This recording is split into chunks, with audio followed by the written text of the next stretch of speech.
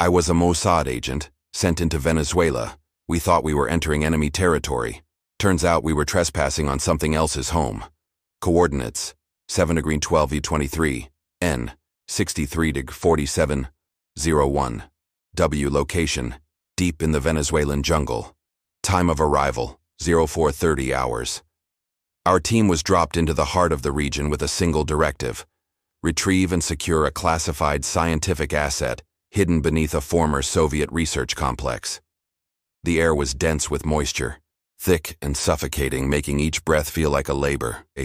My name is David Klein, and I was tasked with leading the operation. But what we encountered out there was not just a secret military project. It was something far older, something that defied reason, something that followed us back. The jungle pressed in on us as we moved, thick with its secrets, its history, its unknowns. We had no idea that what we were chasing was not just a relic of war. It was an ancient force that could alter time itself. As the black helicopter dipped through the dense canopy and we disembarked, the mission already felt wrong. The weight of the air, the strange silence that settled over us made it clear. We were stepping into a world that had been forgotten for a reason. We moved in silence as trained, but the dense jungle had a rhythm that felt out of place. It was too quiet. No sounds of birds, no rustling in the trees, just the hum of our equipment and the occasional snap of a twig underfoot. We moved like shadows through the underbrush, our heavy boots crunching only in short bursts, as though we were intruders in a place that had no need for human presence. The humidity clung to our skin like a second layer, but the true discomfort was not the heat. It was the oppressive sense of being watched. Despite our training, despite our professionalism, we all felt it.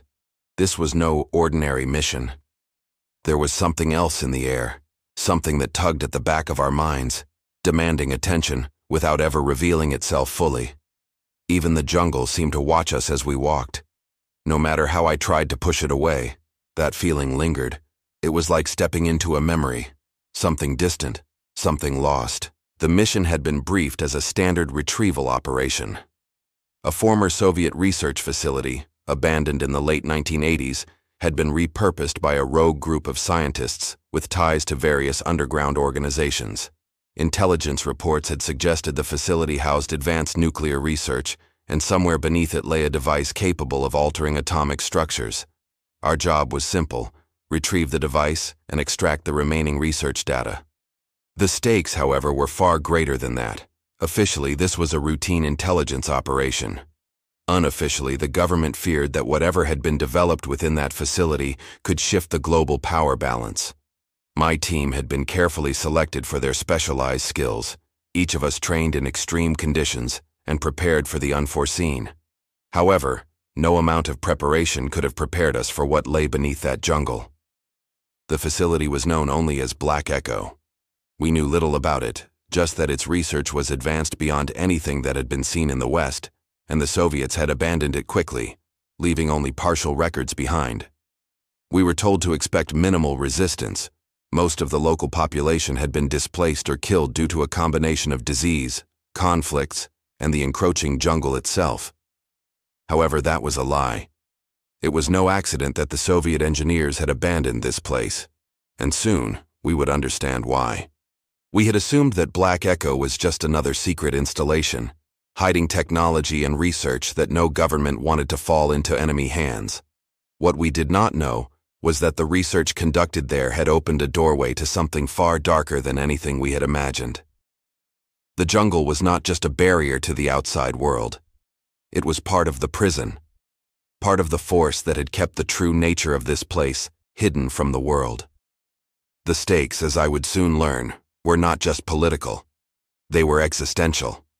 We were dealing with forces beyond our comprehension, forces that had been hidden and sealed away long before our team ever set foot on that soil. I was the commanding officer, a veteran of several covert operations, each one colder and more calculated than the last. My name is David Klein. The other members of the team were chosen for their expertise in their respective fields. Yossi, our demolitions expert, had a reputation for precision and recklessness in equal measure. His hands were steady when he needed them to be, but his eyes never stopped moving. Miriam, our medic, was calm and scientific, her mind always several steps ahead of any crisis. However, in the depths of Black Echo, she would begin to lose the very knowledge that made her invaluable. Amir was our communications specialist. He had a quiet, almost analytical demeanor, and his expertise was in intercepting and decoding encrypted signals. However, as we ventured deeper into the facility, Amir would begin hearing signals that could not be explained by conventional means. Avner, the team's veteran leader, was a man of few words. His experience in the field had earned him the respect of everyone around him, yet even he would begin to falter as we approached the heart of the facility. Finally, there was Netta, the technician, whose ability to interface with machines, no matter how old or alien, was unmatched. But in the depths of Black Echo, Netta would be the first to discover that not all technology was meant to be understood. Each one of us had our own unique skills, but none of us knew that the jungle had already begun to shape us into something else, something twisted by the force we would soon encounter. We thought we were in control. We thought we were just a team of professionals sent to retrieve an asset. What we didn't understand was that the jungle itself, the facility itself, was already altering us. It was already rewriting the rules of who we were. We were briefed in a dim, concrete room, its walls lined with maps of the region and scattered intelligence reports. The mission was straightforward: secure the asset, extract the data, and return to base. However, as we listened to the briefing, something about the atmosphere in the room felt off. The officers briefing us were calm, almost too calm, but their eyes avoided looking directly at us.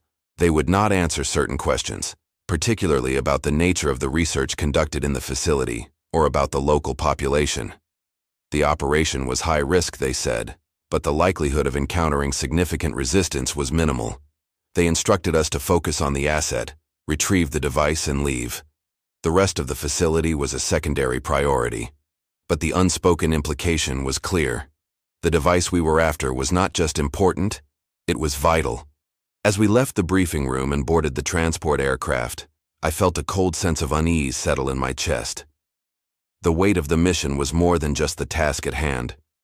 Something about the secrecy surrounding Black Echo felt different from other operations I had been part of. There were no unnecessary details, no contingencies for failure. We were expected to retrieve the asset and disappear. But the mission was already shifting. The aircraft took off into the jungle sky, the rotors slicing through the air in a steady rhythm. Below, the jungle stretched out, dense and impenetrable, as if it were a living, breathing entity. The deeper we flew, the more it seemed to close in around us. We began to descend, but the weather turned as if on cue. The sky darkened, and a torrential rain began to fall, hammering against the fuselage. The visibility dropped to almost nothing. I could feel it again, the pressure in the air, the strange feeling that the jungle was not just an obstacle, but something else entirely. As we neared the target zone, the aircraft's instruments began to malfunction. The compass spun wildly, the GPS system flickered and then shut off. We were flying blind. As we prepared for the drop, the crew chief leaned in close and spoke, his voice strained. "We've got a problem, sir. The instruments aren't responding." I didn't respond. I didn't need to. We were going in with or without them. But something deep inside me whispered that we weren't just chasing an asset. We were being drawn into something far older, far more powerful than any of us could understand. The descent into the jungle felt endless. The heavy rain and thick clouds obscured our vision, and the noise of the rotors became a dull, omnipresent hum as the aircraft fought against the weather. The dense canopy below us was an impenetrable green sea, with only the occasional clearing revealing glimpses of the ground beneath. The air smelled of damp earth and decaying foliage, but there was something else, something metallic underneath, a tang that clung to the back of my throat, a static charge in the atmosphere, a pressure, as if the air itself was waiting for something. I checked my equipment for the 10th time, confirming oxygen levels, ensuring weapons were secure. Yossi, our demolitions expert, sat across from me, nervously fiddling with his gear. His sharp eyes kept darting from one team member to the next, but he said nothing. There was an energy in the air, something tangible, as if the mission was already unraveling before we even touched down. Miriam, our medic, looked unusually pale, her hands steady, but her gaze distant. She was silently running diagnostics on her medical kit, though I could tell something was wrong. The usual calm in her eyes had been replaced by uncertainty. Amir, our communications specialist, sat with his headset on, his face lit by the faint glow of his console. His fingers flew over the controls, muttering softly as he adjusted the frequencies. "Something is interfering with the signal," he said quietly, his voice betraying a rare sense of unease. "I can't get a clear reading. The comms are flickering, static. It's like something's blocking us." I nodded without speaking. This wasn't unusual for an operation in the jungle, but this felt different. It wasn't just the storm. There was something off. Something that had been wrong from the moment we had entered this airspace. I motioned to Avner, our veteran leader, who was seated at the rear of the aircraft. He gave me a single, firm nod. Avner had seen the worst, and his presence was always steadying, even in the face of uncertainty. "We are almost there," he said, his voice deep and measured. "Stay focused. We have a job to do." Despite his calm, I noticed the slight tremor in his hand as he gripped the armrest. I wasn't the only one feeling it. We approached the drop zone. Below us, the jungle loomed, its endless expanse swallowing any landmarks. The rain intensified, and the aircraft's engines roared louder to compensate for the storm, shaking violently in the gusts. I gripped the edge of my seat as the craft dipped lower, the trees now visible through the mist. There was nothing to indicate we were about to land in a place that had been lost for decades, only the deep, choking silence of the jungle stretching out endlessly before us. Suddenly, the storm broke. The clouds parted, and the dense canopy below us began to clear. I could see the facility, a crumbling, forgotten structure, half swallowed by vines and moss, standing against the jungle's relentless encroachment. It was almost as if the jungle itself was trying to reclaim the place. The structure looked abandoned, dilapidated, but there was something about it that seemed alive, like it was holding its breath, waiting for us. I stood, signaling the team. "Get ready. We're going in." The ramp dropped, and the cold, damp air hit us immediately. The rain soaked through our gear, making it heavy, uncomfortable, but we moved as one unit, the only sound the rhythm of our boots against the slick earth. The jungle around us felt dense, claustrophobic, pressing in on every side. The usual sounds of wildlife, chirps, rustlings, distant calls, were absent. There was only the steady patter of rain against the foliage, and an unsettling silence beneath it. The jungle was holding its breath. We moved toward the facility, our weapons raised, our movements deliberate, as if the very act of moving through this place would anger it. The humidity was unbearable, but the deeper we walked, the more I felt the air grow thick. It wasn't just the weather. There was something about this place, this jungle, that twisted the atmosphere.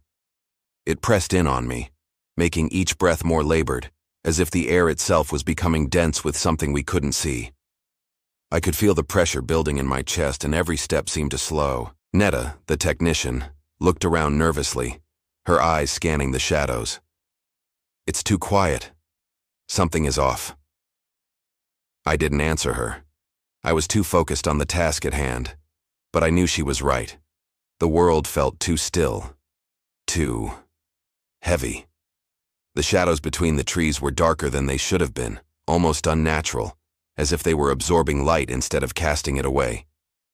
The jungle was alive, but it felt like it was waiting for something, waiting for us.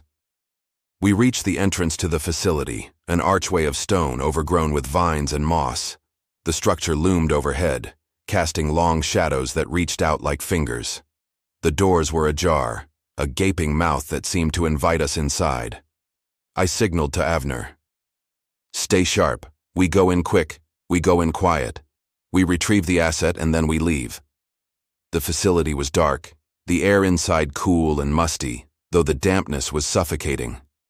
The ground was slick with decades of accumulated rot, and I could smell the mildew and decay in the air.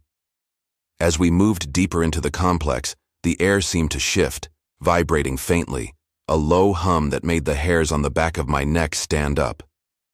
It felt as if the facility itself was alive, breathing, waiting for us to disturb it. Amir continued to fiddle with his equipment, but his frustration was palpable. "There's something messing with the signal," he muttered again. "It's not just the storm. This place, it's like it's disrupting everything." I could feel it too. The sense of unease had turned into something more, a weight pressing down on my chest, making it harder to breathe. I glanced over at Miriam, who was scanning the area, her brow furrowed in concentration. She met my gaze, her eyes wide with a silent, unspoken understanding. We were not alone here. And then, it happened. A sound, a low, guttural noise echoed through the halls, a voice or something like it. It wasn't human. It wasn't anything we could understand. It was a sound that resonated deep in my bones, like an ancient call. I froze, and the rest of the team did too. The air around us thickened and the shadows seemed to move, to stretch toward us. The hum in the walls grew louder, more insistent. We were no longer alone. The facility's walls loomed over us as we moved deeper into the complex. The interior was damp, its air thick with a smell that could only be described as ancient decay, dirt, mildew, and the faintest trace of something metallic, something old.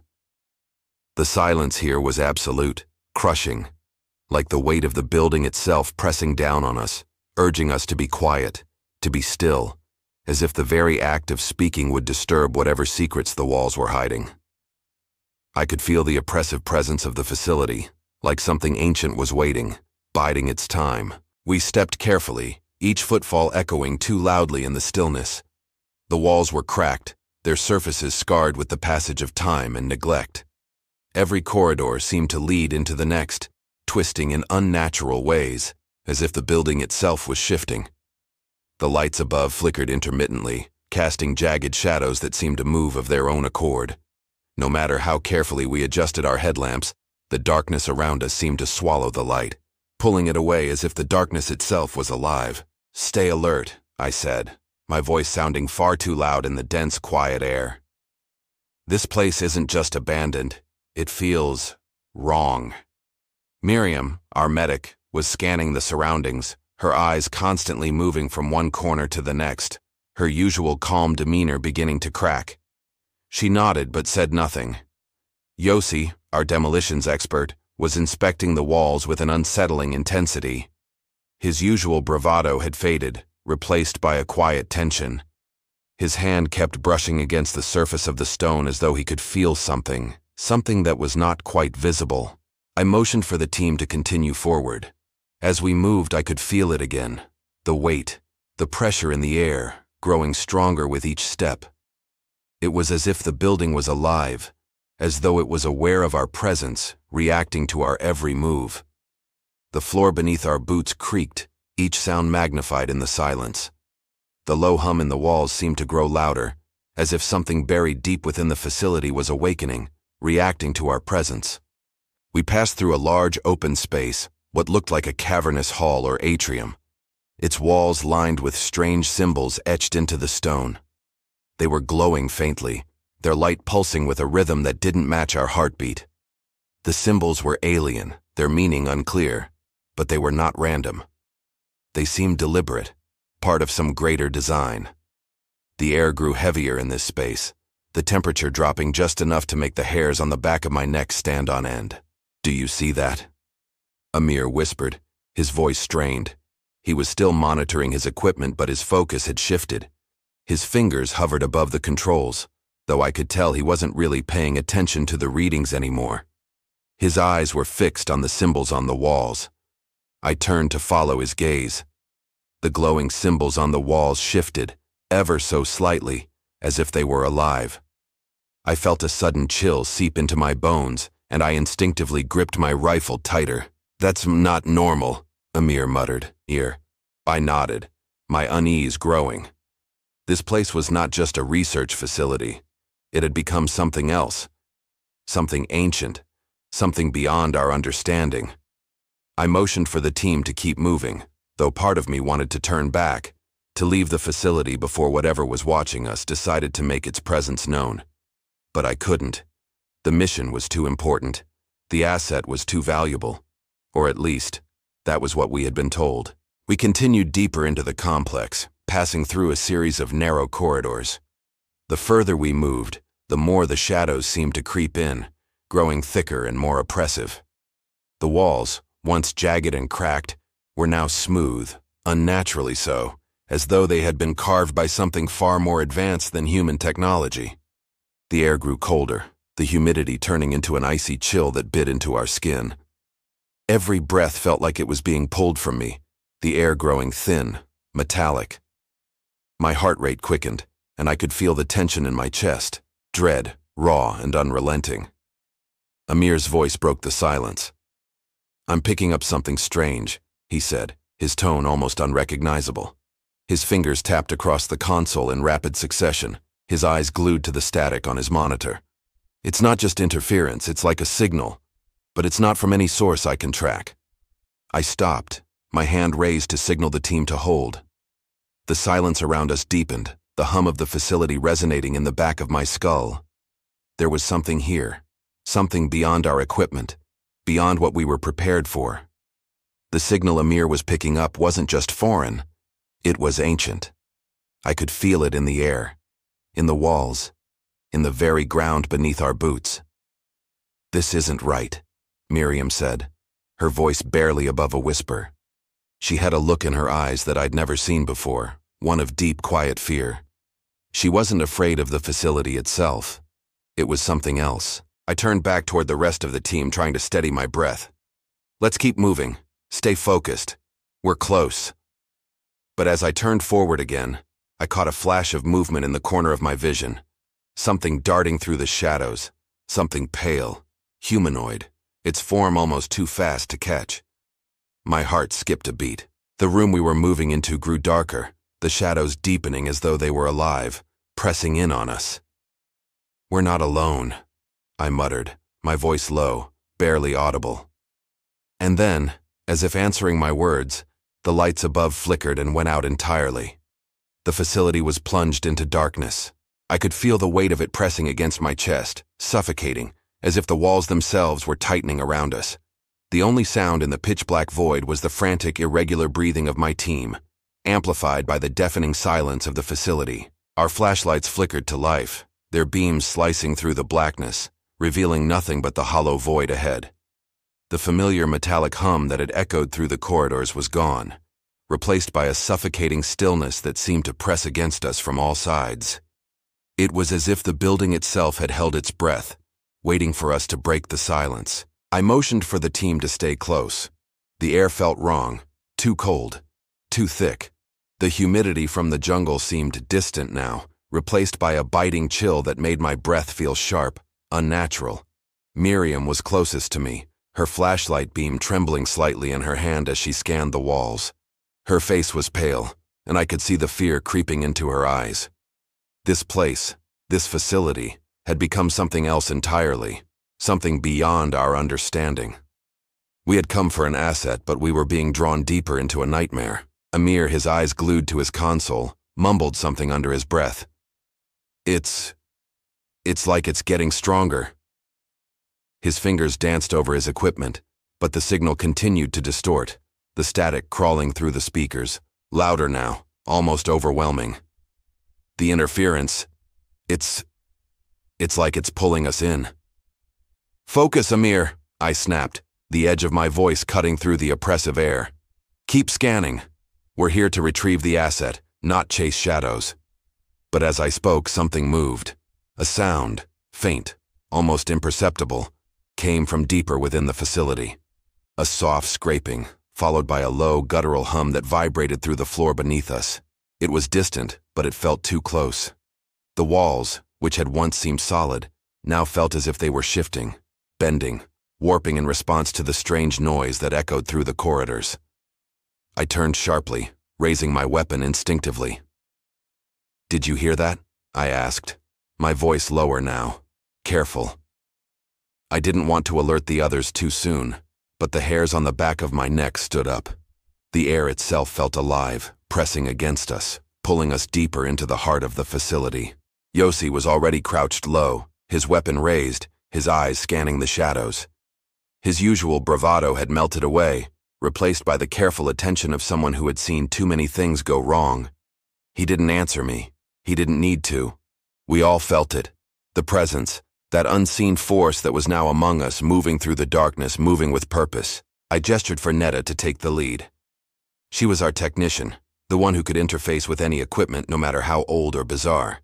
But even she hesitated, her fingers trembling as she checked her equipment once more. Her usual composure was gone, replaced by a quiet unease. The facility, this place, was taking its toll on all of us. We moved deeper into the complex, our footsteps slow, calculated. The floor beneath us creaked with each step, the sound unnervingly loud in the suffocating silence. The deeper we moved, the colder it became. My breath misted in front of me, the temperature dropping with each passing minute. I checked my watch. Time was wrong. It felt distorted. The seconds seemed to stretch unnaturally long, each moment extending beyond its limit. I couldn't explain it, but I could feel it in my chest. Something was pulling at the fabric of reality itself. We came to a door at the end of the hall. It was heavy, old, its metal surface coated with rust and grime. The symbols etched into its frame were familiar, those same glowing symbols that had been scattered throughout the facility. They pulsed faintly, a sickly green, as if alive, their edges shifting ever so slightly. The air grew heavier as we approached, the door almost breathing in time with our footsteps. "This is it," I whispered, though I wasn't sure if I was speaking to the team or to myself. Whatever was inside, whatever had been hidden in this facility, was no longer just a technological asset. It was something else entirely, something that had been sealed away for a reason. Netta moved forward, her fingers brushing the symbols on the door as she examined it. "It's locked," she muttered, her voice strained. "But there's a power source behind it. Something still connected. We're not alone in here."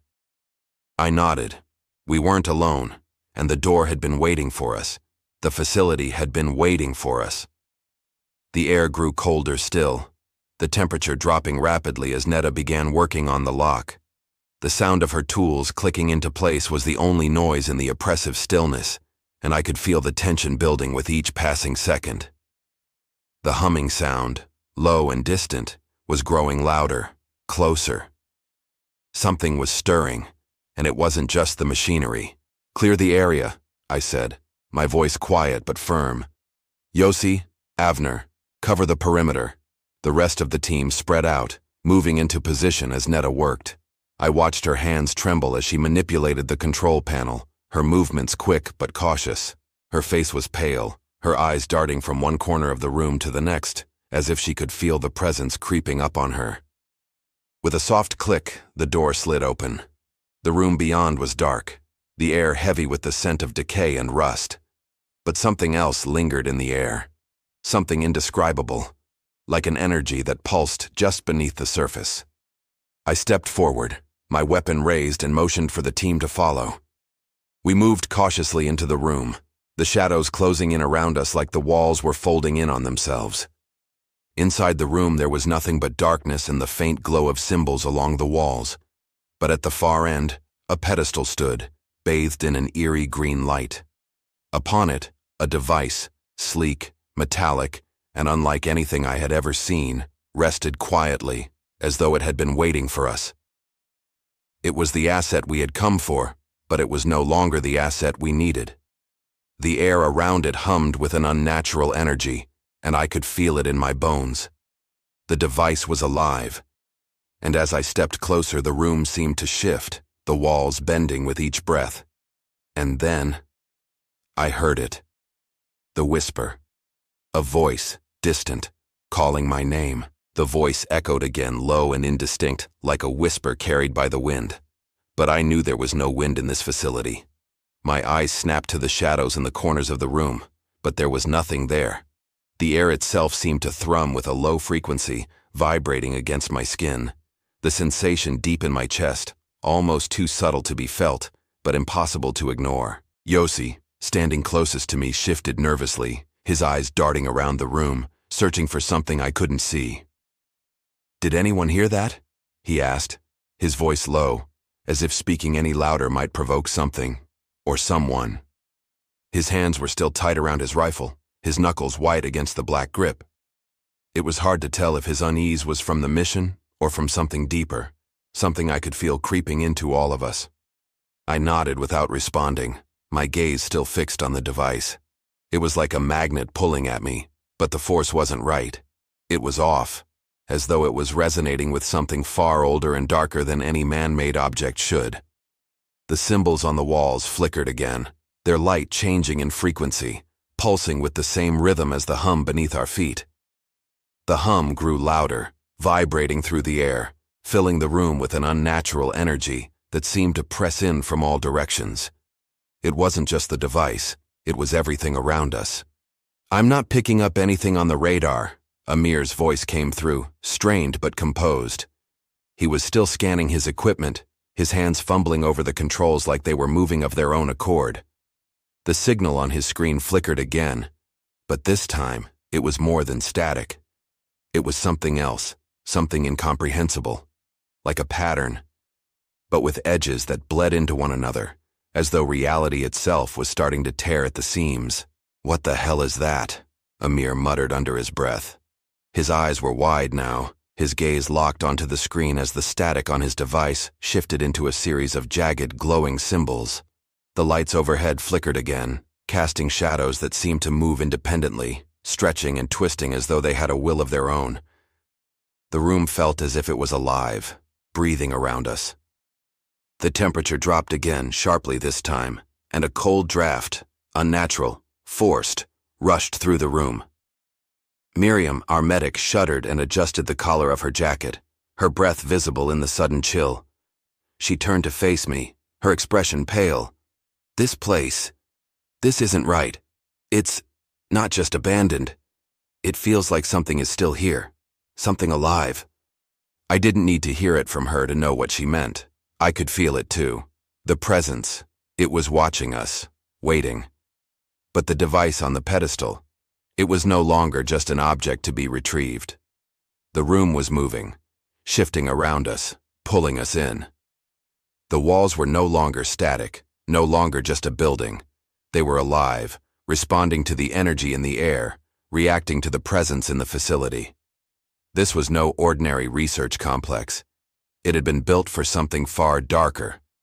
"Shut it down," I said, my voice sharp, adrenaline kicking in. "We need to get out of here now." But as I turned to face the team, the walls seemed to stretch, the shadows growing longer, deeper. They moved in, their edges flickering, as if they were trying to swallow the light around us. The door we had entered through, the one we had passed in haste, was no longer visible. The hallway outside was gone. The facility had shifted again. "We're trapped," Netta whispered, her voice barely audible. She was still standing by the pedestal, her eyes wide, her hand frozen in midair, as if she were about to touch something she knew she shouldn't. But it was too late. Before anyone could react, the device on the pedestal began to hum louder. The frequency in the room shifted again, this time violently. The sound was not just a noise, it was a force, vibrating through the air, through our bodies, sinking deep into our bones. I could feel the pressure building in my chest, the weight of it pushing me down, forcing me to my knees. My ears rang with the intensity of the sound, and the walls themselves, seemed to be breathing, expanding, and contracting as though they had lungs. "Get back!" I shouted, but my voice was lost in the hum. The walls were pulsing now, the shadows alive with motion. The light above us flickered and died, plunging us into total darkness. The only sound now was the incessant hum of the device, vibrating through the air like a living thing. I reached out instinctively, trying to steady myself, but something caught my hand. A force, a coldness unlike anything I had ever felt. It wrapped around me, tugging, pulling, until I was yanked forward, my feet lifting off the ground. I slammed into the pedestal with a sharp crack, the sound of bones hitting metal. The pain was instant, intense. But it wasn't the pain of injury that made my stomach lurch. It was the sensation of the air itself warping around me, folding in on itself, distorting. A shape appeared in front of me, vague at first, but then sharper, more defined. A shadow, humanoid but wrong. Too tall, too thin. Its limbs stretching in unnatural angles. Its face, if it could be called a face, was nothing more than a black void. It was looking at me, its presence pressing into my mind, forcing itself into my thoughts. The whisper came again, this time clearer, louder. "You cannot leave." The words were in me, echoing in my skull, vibrating with the hum of the device. I felt my breath catch in my throat, and for a moment, I couldn't move. I couldn't breathe. The air was thick with the presence of something far beyond our comprehension, something that didn't need to speak, didn't need to chase us, but was content to wait. Wait for us to break, to destroy ourselves. I tried to pull away, but it was no use. The entity's presence was too strong, too overwhelming, and I could feel my own mind slipping, unraveling under its weight. The room began to spin. The shadows closed in. The light flickered once more. And I knew then that we weren't just trapped in this building. We were trapped in time itself, caught in an endless loop of moments, of echoes, that would never stop, never let us go. It had become a living thing, its walls shifting and bending as if it had a mind of its own. The shadows that once clung to the corners of the facility now seemed to crawl, stretching, distorting, taking on shapes that were both familiar and foreign. They moved with an unnatural grace, as if they were alive, aware of us, circling around us like predators. Every flicker of light cast by our headlamps seemed to amplify their presence, making the shadows grow longer, more erratic, as though they were reaching out to pull us into the depths of the room, into the heart of the entity's control. I heard it again, the sound, the scraping, the whispering, low and guttural, like the voice of something ancient and long forgotten. It was coming from everywhere and nowhere at once, echoing in the walls, vibrating in my chest. The hum of the device had intensified, vibrating at a frequency that felt like it was ripping through my bones. Each pulse felt like it was pulling at the very fabric of reality, warping it, twisting it. "Stay close," I shouted, though the words felt meaningless in the face of the growing chaos. The team had gathered around the pedestal, weapons raised, trying to maintain some semblance of control, but I could see the fear in their eyes. The unease was no longer subtle. It had turned into a raw, primal dread that made the air feel heavy, suffocating. The shadows were moving faster now. I could see them shifting in the periphery of my vision, flickering in and out of existence. There was something wrong with the light here. It bent, twisted, and danced in unnatural ways, as though it was following the rhythms of the device. The walls seemed to breathe in sync with the hum of the object, pulsing with a slow, deliberate rhythm that made me want to run, to escape, but I knew there was nowhere to go. "Look at the walls," Miriam whispered, her voice trembling. She pointed toward the far side of the room, where the shadows had gathered in thick, coiling masses. The symbols on the walls were shifting, their glowing edges now expanding and contracting, rippling as though they were being drawn into the shadows themselves. The symbols seemed to pulse with life, each one alive with some kind of energy I could not comprehend. It was as if the entire facility was reacting to the device, responding to the energy it was releasing. I stepped forward, trying to focus, to maintain control, but the floor beneath me felt wrong. It was soft, almost like it was shifting underfoot, and every step I took sent a ripple through the air. I could hear the faint sound of footsteps now, the soft crunch of movement in the shadows. But there was no one there, nothing visible. The sound seemed to come from all directions, growing louder, closer, but still, there was nothing. A flash of movement in the corner of my vision made me snap my head toward it. A figure, pale, humanoid, standing at the far end of the room. It was tall, too tall, and its features were warped, distorted, like something flickering in and out of existence. My heart skipped a beat. This was no man, no human. This was something else. "Did you see that?" Yossi's voice cracked through the tension, his eyes wide with terror. He raised his rifle instinctively, his fingers shaking. He aimed the barrel at the figure, but it was gone before the light from his headlamp could focus on it. "I saw it," Miriam murmured, her breath coming in shallow gasps. "It was wrong. It wasn't human." "Stay sharp," I said, though my voice sounded hollow, even to my own ears. The air was thick with dread, pressing against my chest with each passing second. I could feel the weight of the facility bearing down on us, the presence of something ancient, something patient, watching, waiting. We continued to move, our eyes constantly darting from one shadow to the next. But no matter how hard we tried to maintain focus, the room was changing, warping around us. The walls seemed to close in, narrowing the space between us, pushing us together. The hum of the device grew louder, more insistent, until it felt like it was vibrating through my entire body.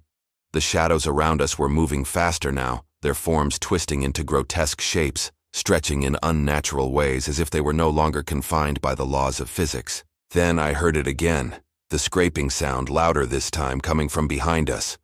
My heart raced and I spun around, my weapon raised, but the space was empty. Nothing. The room was still. But it wasn't. The shadows flickered and I could see it. The footprints. Small, pale, humanoid footprints, appearing and disappearing in the shadows, as if something was walking through them, leaving no trace behind. They moved toward us, slow, deliberate, as if something was tracking us, studying us. "Get back!" I shouted, but my voice was drowned by the sound of movement, the scraping, the echoing whispers. The room had become a prison, its walls closing in, its shadows alive, crawling toward us, reaching for us. "Amir!" I shouted, turning toward him, but he was no longer at his post. His figure was gone, swallowed by the shadows. Where the hell is he? I didn't have time to think about it. Something was moving faster now. Something was coming toward us, and I could feel the presence, that presence, growing, suffocating the space. It was no longer in the walls, in the shadows. It was in us, in our minds, in our very bodies, pulling us deeper, pushing us toward the heart of whatever this place had become. The walls, the air, the ground. It was all warping, bending, like we were no longer in control, like we were being pulled along by forces beyond us. The footprints moved faster now, appearing and disappearing in rapid succession, as if something, someone, was walking toward us with deliberate, purposeful steps. And then, the lights flickered again. The shadows stopped. In the silence, something else moved. The air seemed to freeze as the lights flickered again, this time more violently, casting jagged shadows that crawled along the walls and ceiling like something alive, something hungry. The humming of the device intensified, vibrating through the very floor beneath us, the sound like a low growl, something ancient stirring beneath its surface. The shadows that had been crawling along the walls seemed to bend toward the center of the room, coalescing into something far more tangible. The room was no longer a space. It was a cage, a trap, and we were the prey. My heart hammered in my chest as I scanned the darkness, but I couldn't shake the feeling that whatever was hiding in the corners of the room wasn't hiding anymore. It was coming for us. Then I saw it. A figure, tall and elongated, standing at the far end of the room. It wasn't human, at least not in any way I could recognize. Its form flickered, like an image on a broken screen, shifting and warping. The shadows around it seemed to pulse with an unnatural rhythm, following its movements, as if they were extensions of the creature itself. Its shape was not fixed, not solid, but a fluid mass of darkness that seemed to constantly shift, its edges blurring in and out of focus. It moved toward us, not walking but gliding, its form bending in ways that defied physics, as though it was stepping through dimensions, slipping in and out of existence. There was no sound to its movement, just an oppressive silence that swallowed everything around it. I could see it more clearly now, a tall, pale figure, its limbs too long, too thin, its face a blank, featureless mask of shadow, devoid of eyes, a mouth, or anything resembling a human face. It was like something from a nightmare, something that had no place in the world we knew. I could feel it now, inside my mind, pressing against my thoughts, invading my consciousness. A voice, not a sound, but a presence in my head. The whispers, ancient and guttural, crawled into my mind like insects, filling my thoughts with dread. The words were not in any language I could comprehend, but the meaning was clear. It was not just watching us, it was inside us, controlling us, bending our will. Yossi was the first to react. "What the hell is that?" His voice cracked as he raised his rifle, but the moment he did, the creature stopped. I felt it. Its gaze, if it could be called that. It was not a physical gaze, but something far more invasive, more suffocating. The air grew thicker, pressing down on my chest, and I couldn't breathe. It wasn't just that the creature had stopped moving. It had frozen the room, and with it, time itself. Miriam reached for her medical kit, but her hands were shaking uncontrollably. It's inside my head," she whispered, her voice trembling. "I can feel it. It's in my thoughts." I tried to speak, to give an order, but my voice caught in my throat. I couldn't think clearly. The presence was warping everything around me, bending the fabric of reality itself. The shadows around us moved again, circling the room, closing in on us. The walls, which had once seemed like solid stone, now appeared to be breathing, pulsing with a life of their own. It was as though the facility itself had become a living organism, its veins stretching into every corner, every shadow, its heartbeat synchronizing with the hum of the device. Amir was still at his console, but he wasn't looking at his equipment anymore. He was staring at the creature, his eyes wide with terror, his hands twitching uncontrollably. The static on his screen had turned into a continuous series of glowing symbols. Symbols that shifted and morphed, constantly changing, feeding into the pulse of the entity in the room. His voice was distant, barely above a whisper. "It's speaking to me. I can hear it in the signals, in the static. It's trying to reach us, to break through."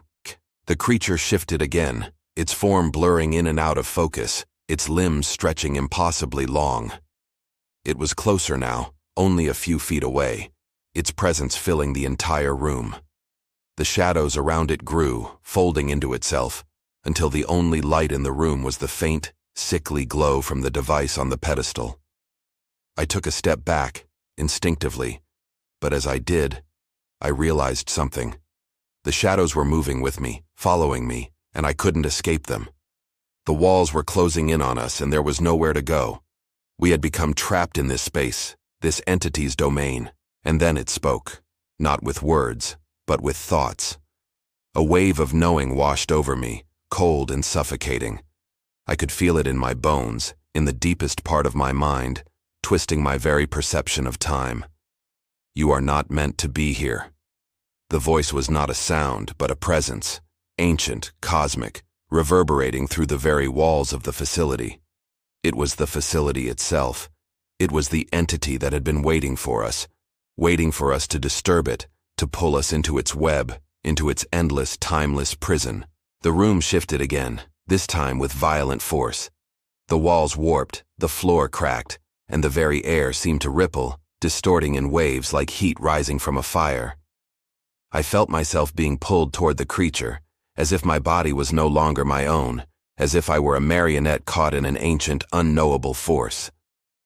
The shadows stretched into the corners of my vision, their shapes changing, warping, becoming more real, until I couldn't tell where the shadows ended and the creature began, and then in an instant the entity lunged forward. The world erupted into chaos. As the entity lunged toward us, the air seemed to explode with a force I could not comprehend. The room around us twisted, the walls folding in on themselves as if they were being sucked into some unseen vortex.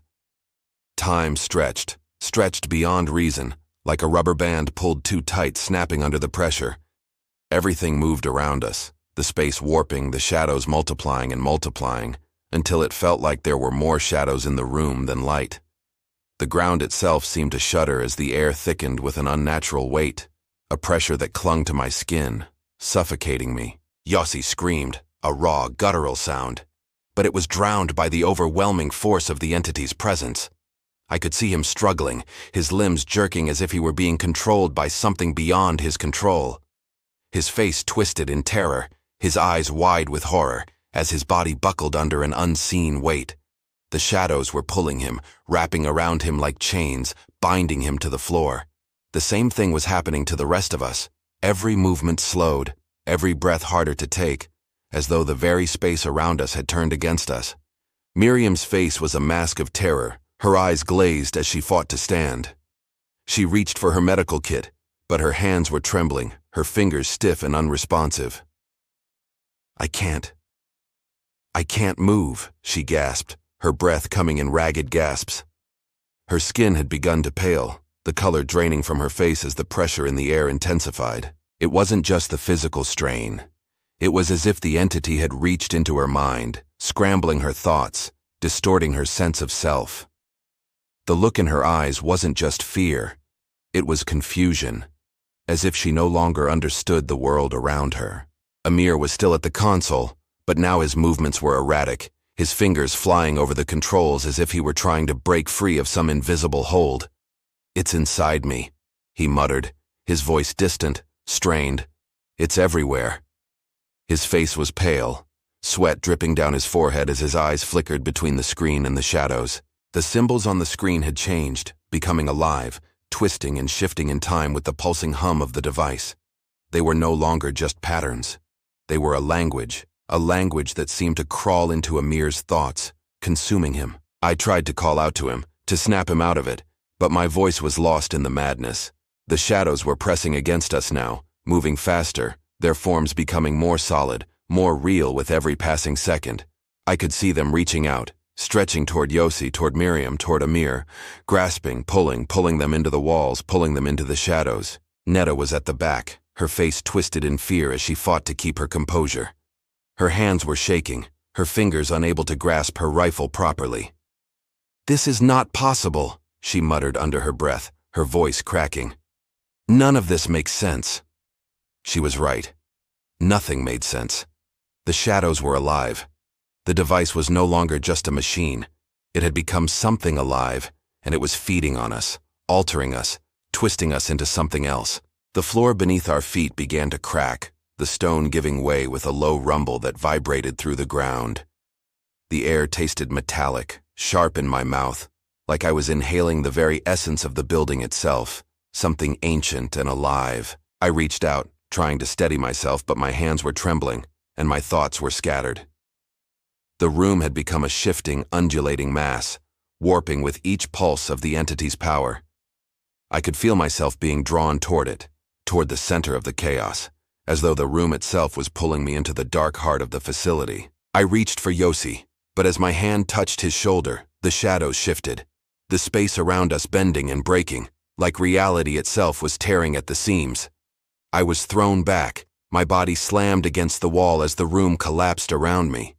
The walls, the floor, the ceiling, all began to fold in on themselves, warping like a reflection in a broken mirror, each piece of the facility moving, stretching, collapsing. It was as if the building itself was being consumed, sucked into the device, swallowed whole by the shadows. I couldn't breathe. I couldn't think. I could only feel the overwhelming pull of the darkness, the weight of the entity pressing in on me, squeezing the air from my lungs.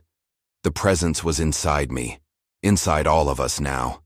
It had already begun to alter us, to reshape us, to consume us. It wasn't just the facility. It was us. We had become part of it. Miriam was screaming now, her voice hoarse and broken, as she struggled against the pull of the shadows. I could see her body shifting, changing, as if she were being reshaped by the force of the entity's will. Her limbs elongated, her skin stretched and twisted, as if she were losing her humanity, losing herself to whatever this place had become. Avner was the last to react. His face was calm, steady, but even he was beginning to tremble, the edges of his composure slipping.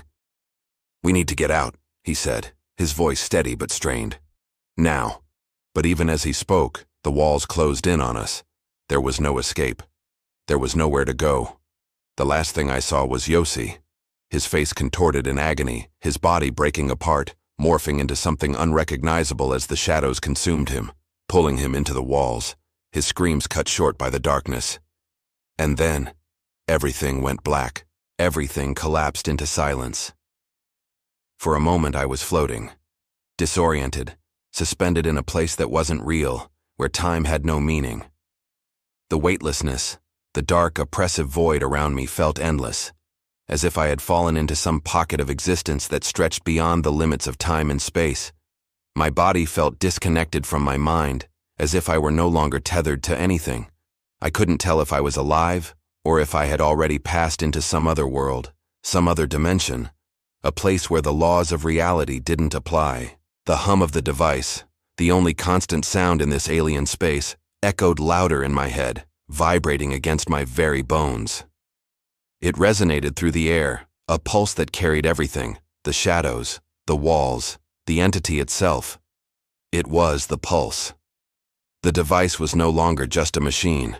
It had become something else entirely, a conduit, a door, a force. It had opened something beyond comprehension. I could feel it stretching through every fiber of my being. The entity was now inside me. My vision cleared slowly, and I saw the room, no, the space, around me begin to reshape, reform, bending in impossible ways. I felt the pressure around me intensify again, suffocating, crushing me from every side. The walls seemed to fold, to collapse, like paper being torn apart, and I was dragged through them. But it wasn't movement. It was time that was shifting, folding, warping. I was no longer in control. I was being moved by forces far greater than my comprehension. The shadows in the room were no longer just shadows. They were alive. They stretched. They breathed. They moved with purpose.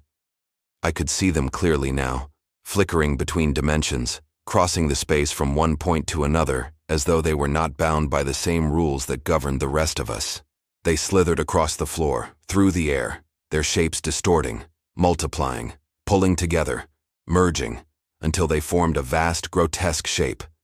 Too large, too incomprehensible to be described by anything I knew. It was not just a figure. It was the presence. It had no clear shape, no form, just the vastness of its existence stretching beyond anything I could grasp. The pulse of the device grew, reverberating through my body as I felt the air around me crackling with energy, electricity, static. My hands trembled as I tried to raise my weapon, but it was no use. I couldn't move. My limbs felt as if they were frozen in place. The shadows closed in, the walls closed in, the very air closed in. Yossi's scream echoed in my mind, but there was no trace of his body, no trace of anything we had left behind. He was gone, absorbed by the shadows. I tried to shout, but my voice failed me. The air was thick with a weight that made it hard to breathe. There was no escape. I tried to focus, to center myself, but my mind was a whirlwind of fear and confusion. The room, no, the entire facility, had become a distorted, living thing, pulsing with an alien energy that twisted everything it touched. The walls, the floor, the shadows. They were all one entity now, one mass of darkness and energy, bent and shaped by the will of the force inside the device. It wasn't just that the facility was alive. It was that it had always been alive. Waiting. The entity inside me, inside all of us, was not just a force. It was a presence, a vast, unknowable intelligence that had existed long before us, long before this facility. It had been waiting, biding its time, and now it had found us. And as I stood there, rooted to the spot, the device pulsing at the center of the room, I felt something shift inside me. A push, a pull, a violent force that yanked at my very soul. The shadows stretched around me, pulling at my body, my mind. My thoughts began to fragment, to collapse as the darkness in the room pressed tighter against me. I couldn't hold on to my thoughts. I couldn't hold on to myself. The entity took me. It absorbed my mind, my body, as though I were nothing more than a fleeting thought, a transient flicker in the vast expanse of its existence. But as it claimed me, I saw it. The center of it all. The heart of the device. It was no longer just a machine. It was a gate, a portal, a doorway into the very fabric of reality itself. The walls around us were no longer confined by the laws of nature. Time fractured. The shadows around me blurred, shifting into figures, pale humanoid shapes that flickered in and out of existence. They were there one moment and gone the next, as though they were not truly alive, but living in some other place, some other dimension. They reached for me, but their hands, long skeletal fingers, passed through me as though I were nothing more than a memory. It was then I understood. This wasn't just a facility. It was a prison. We had not come to retrieve a device. We had come to unlock it, to open the door to something that had been sealed away for eons. The device was a doorway, a prison, a tool used to trap the ancient alien forces that had existed before our time, forces that existed outside the bounds of reality, outside the bounds of time. We were not meant to find it. We were never meant to enter this place. And now, we were part of it. The entity, whatever it was, had no need to destroy us. It was patient. It could wait. It would wait for us to destroy ourselves.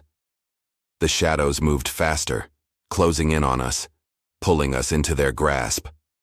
I couldn't scream. I couldn't fight back. The pull was too strong, the presence inside me too overwhelming. And then, just as I thought I would be lost in the darkness forever, I felt it. A sharp, burning pain, as though time itself was tearing apart. Then, nothing. The world snapped back into focus with a jolt, and I gasped for air, as if I had just emerged from deep underwater. The oppressive weight that had pressed down on me, on all of us, was gone, replaced by a strange, suffocating stillness. The facility, Black Echo, was silent, but it was no longer the silence of the dead. It was a suffocating, unnatural silence that felt like the calm before a storm. I struggled to stand, my body heavy, as though every part of me was dragging against some unseen force. My limbs felt slow, unresponsive, and my head was pounding. The air tasted metallic, sharp, like blood. I looked around, disoriented, my mind still trying to piece together what had just happened. The shadows had closed in. The walls had collapsed. I had felt it. The presence, the entity, pulling at my mind, at my soul. But now, everything was still. I looked toward the others, but they were scattered, hunched over, their faces pale and drawn, as if the same weight had pressed down on them. Miriam was standing, but her movements were sluggish, her eyes unfocused. She blinked rapidly, as though trying to shake off something that wasn't there. Yossi was slumped against the wall, his rifle hanging loosely from his hand, his expression vacant, as if he were no longer aware of where he was. Amir was by the console, his hands trembling, his eyes glazed, staring at the screen, but it was blank. His lips moved, but no words came out. We were alive. But something was wrong. "What the hell happened?" Yossi muttered, his voice hoarse. He looked up at me, his eyes wild with confusion and fear. What did we just do? I didn't have an answer for him. I didn't know. All I knew was that we had opened something that was never meant to be disturbed. The shadows in the room had seemed to pull us into themselves, to consume us. And now, there was nothing left but a faint, lingering presence. Its presence still hanging in the air, like a memory that refused to fade. "We need to get out of here," I said, my voice low, strained. I turned toward the door, but it was no longer there. The entrance we had come through had vanished, replaced by a wall of shifting shadows that seemed to pulse in time with the low hum of the device. The air was growing heavier again, the pressure building, as if the walls of the facility were closing in on us. "We're trapped," Miriam whispered, her voice trembling. "It's not just the facility. It's us. We're inside it now." I shook my head, trying to focus, trying to hold on to some semblance of control. "No," I said, more forcefully this time. "We're not trapped. We'll find a way out. We have to." But even as I spoke, I knew it wasn't that simple. The very space around us felt wrong. The walls seemed to shift, bending in on themselves, like the room was folding in half, collapsing in on the center. I tried to make sense of it, but there was no logic here. The facility was no longer just a building. It had become something alive, something that wasn't bound by the laws of physics, of time. The device, the shadows, the entity. It had warped everything. It was in the walls. It was in the air. It was inside us. "We need to get to the surface," I said, turning to the others. "We need to leave now." But there was a problem. We didn't know which way was up. The air was thick, and every step I took felt like I was walking through molasses, as if the very ground beneath me had been altered. The facility wasn't just shifting, it was rewriting the rules. The direction, the space, was all wrong. I turned back to the group, my voice rising in panic. "Come on, stay together. We're not far from the extraction point." I led the team through the hallways, but nothing looked the same. The corridors, once familiar, were now indistinct, stretching and bending in impossible ways. The walls seemed to warp as we moved, pulling us down paths we hadn't taken, twisting our perceptions of the environment. The facility wasn't just playing with us, it was changing us, distorting reality itself.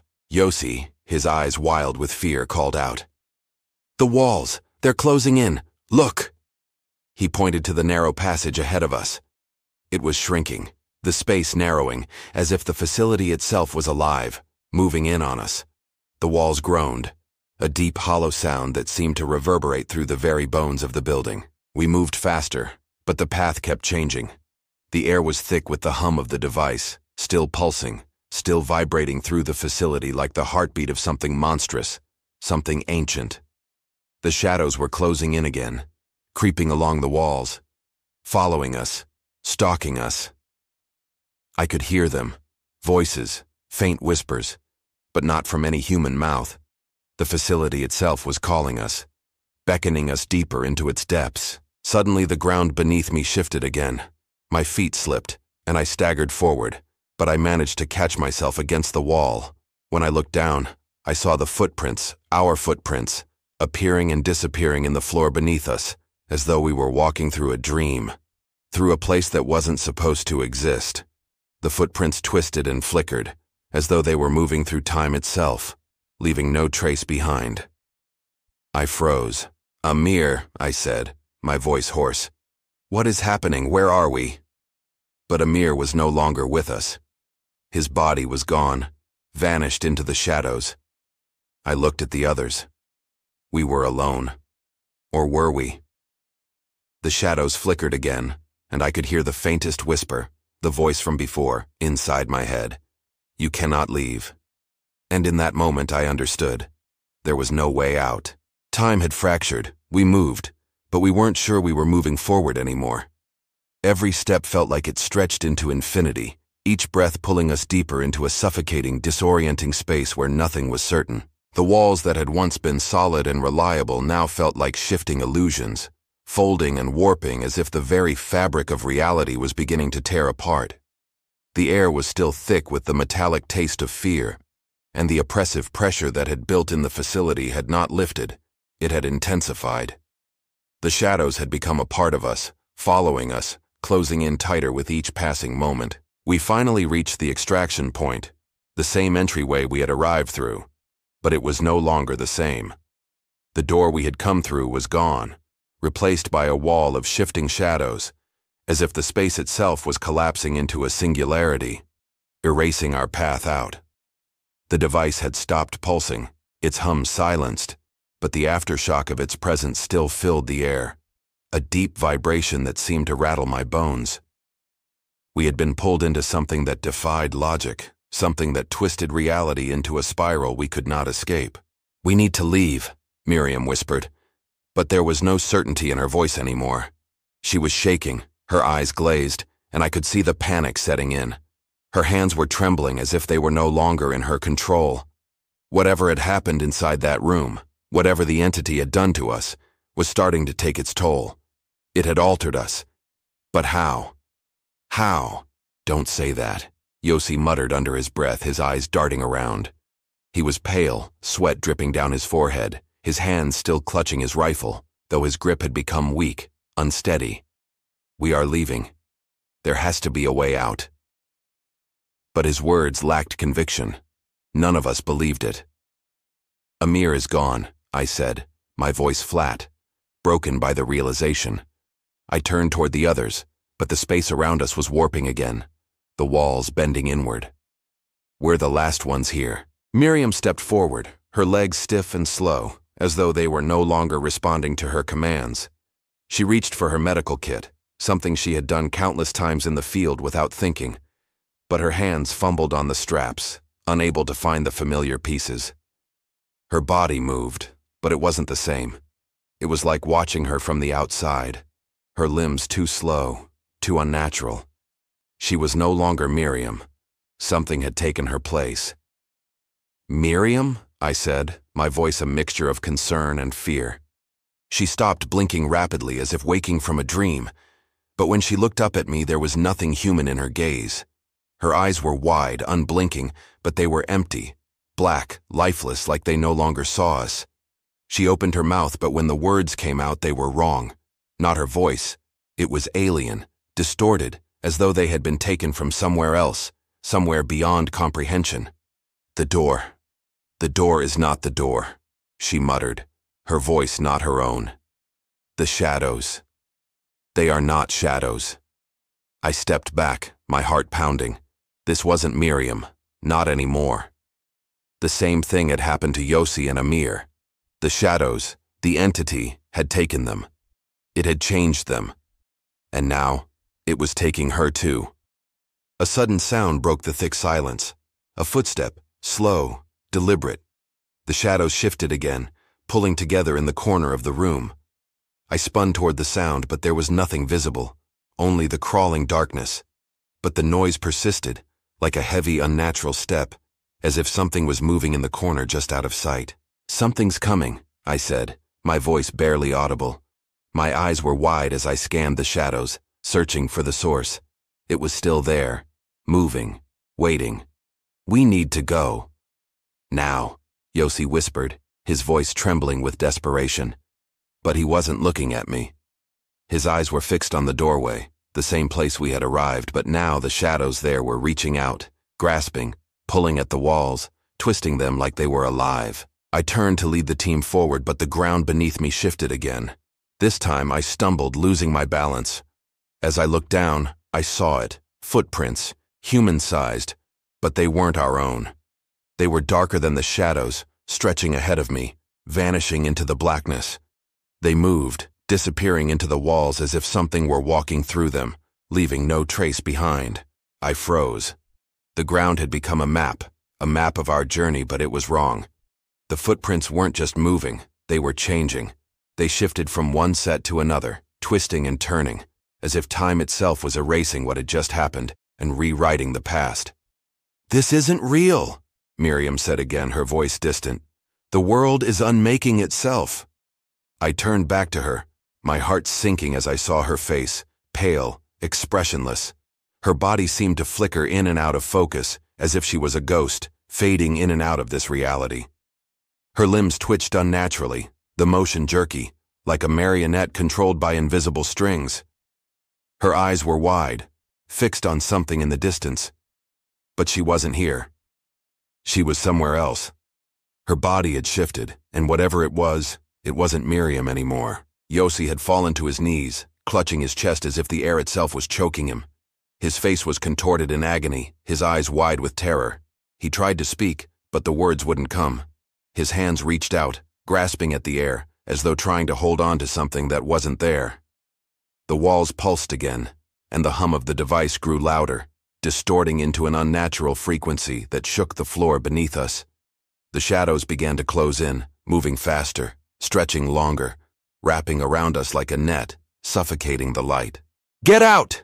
I screamed, pulling Yossi to his feet, but my voice felt weak, distant, as if someone else were speaking. And then I saw it. A figure. Pale, humanoid, flickering in and out of the shadows, walking toward us. Its eyes were black holes, empty voids, and its movements were slow, deliberate. It was waiting, just like the rest of them had. Waiting for us to lose our grip, waiting for us to break. I stumbled back, my breath coming in shallow gasps. There was no escape. Not anymore. The entity had us. And now, it would wait. It would wait until we finished what we had started, and the rest of us would follow. The extraction was too smooth, too efficient. We had barely managed to stumble out of that cursed facility, and the moment we boarded the chopper, the whole experience felt unreal. The violent shift from the suffocating darkness of the complex to the open sky was jarring, disorienting. I could still feel the weight of the shadows pressing against me, the echo of the entity's voice in my mind, the hum of the device, still in my head, still vibrating through my skull, had not stopped. But there was nothing. The air felt empty, stripped of meaning, like I was no longer in the world I had once known. The team had fallen into a stunned silence. Miriam, her eyes still vacant, sat beside me in the aircraft, her movements stiff and unnatural. She hadn't spoken since the moment we'd left the facility, her face pale and unrecognizable. I caught a glimpse of her hand, trembling as it gripped the side of the seat. But it wasn't just her, none of us were the same. We had been changed, warped. Yossi sat across from me, his eyes wide but distant. His breathing was erratic, his hand still clutched tightly around his rifle. There was a strange look in his eyes, as though he could no longer process what had happened, as though the truth was something too vast for his mind to comprehend. He hadn't said a word since we left the facility. I didn't know if he could. Amir's seat was empty. He had vanished somewhere along the way like a shadow absorbed by the air itself. No one spoke of him. No one mentioned his disappearance. The silence was suffocating, but even more so was the realization that we had no idea how to explain what we had seen, what we had become. The aircraft sliced through the sky, its steady hum somehow more unsettling now, and it took far longer than it should have to reach the base. When we touched down, there was no welcoming party, no debriefing team waiting for us. Instead, the quiet, sterile officers who were there to escort us acted as though the mission had been routine. Their faces were impassive, their eyes cold. But they saw us. They saw the way we had been altered, reshaped by whatever we had encountered in that place. And they said nothing. I was led to a small, unmarked room at the base, the walls blank, sterile. My team followed, each of us separated by a thin line of silence. We sat in uncomfortable chairs, the fluorescent lights overhead buzzing like a swarm of angry wasps. The air was cold here, and it tasted like metal, like the taste of the jungle that had pressed into our lungs, the taste of something else that had followed us back from that cursed place. I tried to focus on the debriefing officer sitting across from me, but the words he spoke were meaningless. He kept asking questions about the mission, about what we had encountered, about the asset we were sent to retrieve. His voice was clinical, detached, but I could see the slight tremor in his hand as he scribbled on his clipboard. He was trying to pretend that this was all routine, that this was just another classified operation. But I could see it in his eyes. He knew. I tried to speak, to explain what had happened, to say something, anything, to make sense of the nightmare we had just lived through. But the words wouldn't come. Every time I tried to form a sentence, the truth slipped through my fingers like sand. The memory of the entity, of the device, of the shadows. It was all slipping away from me. My mind was fighting it, pushing it back. But I knew that something was wrong. Something was being erased. Something was being rewritten. Yossi's voice broke the silence. We can't talk about this. None of us can. His voice was low, almost a whisper, but the fear in his tone was unmistakable. It's not over. They'll suppress everything. We were never meant to find that place. We weren't meant to open that door. I looked at him, my heart pounding in my chest. He was right. But how did he know? The walls were closing in on us again, pressing us into the corner of this sterile room. We were trapped in the web of lies, in the framework of suppression that the government had built to keep whatever we had encountered hidden from the world. The officer across from me continued asking questions, but they were pointless. His words had no weight, no meaning. There was no real debriefing happening. He wasn't trying to understand what we had gone through. He was there to ensure that we would forget it. We would say nothing. We would be reprogrammed to erase the memory of what had happened, to forget the entity, to forget the shadows, to forget each other. When I left the debriefing room, they escorted me to another part of the base where I was separated from the team. The officers gave me new orders, though I wasn't sure they were real. My mind was disjointed, fractured from the horrors we had seen. There were no more questions about the mission, no more acknowledgement of what we had faced. I was simply given a new assignment, reassigned to a position that didn't matter. As I walked away, I could feel the weight of the shadows in my mind, following me like a stain that would never wash away. There was no escape. The suppression had begun. It has been weeks since the mission. The facility, Black Echo, is buried in official records as a failed operation, a non-event, nothing but an obscure footnote in classified archives. The debriefing reports were rewritten, sanitized, and locked away in vaults that no one is ever meant to open. The device? Gone. The entity? Gone. But none of it was ever erased from my mind. I sit in my apartment now, the flickering light of the street lamp outside casting long shadows across the room. The walls feel too close, as if they are slowly closing in on me. The hum of the city outside is distant, muffled by the oppressive weight in my chest. I can feel the presence, its presence, hovering at the edge of my consciousness, just behind my thoughts. It never left. It never will. And no matter how hard I try, I can't stop seeing the flickering shadows, the strange, shifting shapes that haunt the corners of my vision. I try to write. I try to make sense of it. But the words, they twist, they break, they fall apart before they can even form. Every time I attempt to put pen to paper, the sentences morph into lies. The truth is slipping through my fingers like sand, and I can't hold on to it. The entity, the device, the facility, all of it is fading, but the feeling remains. It's in my bones, in my veins. There are nights when I wake up in a cold sweat, my heart racing as if I've just been pulled from a nightmare too real to escape. The shadows in my room move now, as though they have become independent, like they are waiting for me, reaching for me, their tendrils stretching into the corners of my apartment. I catch glimpses of them out of the corner of my eye, but when I look directly at them, they vanish. But I can feel them. I can feel the pull of the darkness, just beyond the reach of my sight. I try to ignore it. I try to live. But the world is different now. Time doesn't feel like time anymore. The hours stretch, distort, twist, like something is tugging at them, forcing them out of shape. I've stopped wearing a watch. Time is no longer reliable. The ticking of the clock on my wall is the only constant, but it seems wrong. It sounds too slow. The seconds drag, each one more unnatural than the last. The shadows move differently now, sometimes with extra limbs, sometimes flickering in shapes that are not human. I can hear them too, rustling just beyond the edges of my hearing. The low hum, the sound of the device, the presence. It's there again, filling the space around me like a quiet drone. It follows me. It never leaves. There's a knocking on the door.